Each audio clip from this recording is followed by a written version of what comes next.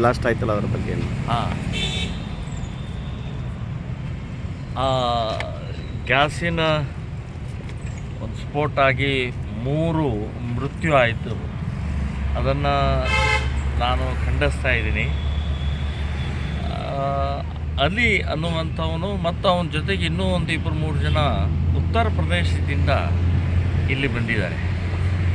So ನಾನು ಹೇಳೋದು ಸಮಗ್ರ ತನಿಖೆ ಆಗಬೇಕು. ಸಂಶಯ ಬರೋ ಹಾಗೇ ವರ್ತನೆಗಳಿದ್ದಾವೆ. ಒಂದು ಲಾಡ್ಜ್ನಲ್ಲಿ ಒಂದೇ ರೂಮ್ನಲ್ಲಿ 3 ಜನ ಇದ್ದಾರೆ. ಸೊ ಅವ್ರದ್ದು ನಿಜವಾಗಿಯೂ ಉತ್ತರ ಪ್ರದೇಶದವರೇನಾ ಅಥವಾ ಇನ್ನೆಲ್ಲಿಂದನೇ ಬಂದಿದ್ದಾರೋ ಅಂತನ್ನುವಂಥದ್ದು ಇದನ್ನು ಸಮಗ್ರ ತನಿಖೆ ಆಗಬೇಕು. ಕರ್ನಾಟಕ ಪೊಲೀಸರಿಂದ ತನಿಖೆಗೆ ಯೋಗ್ಯವಾದಂಥ ಅವರು ರಿಸಲ್ಟ್ ಕೊಡಲ್ಲ. ನಾನು ಹೇಳೋದು ಕೇಂದ್ರದ NIAನೇ ತನಿಖೆ ಆಗಬೇಕು.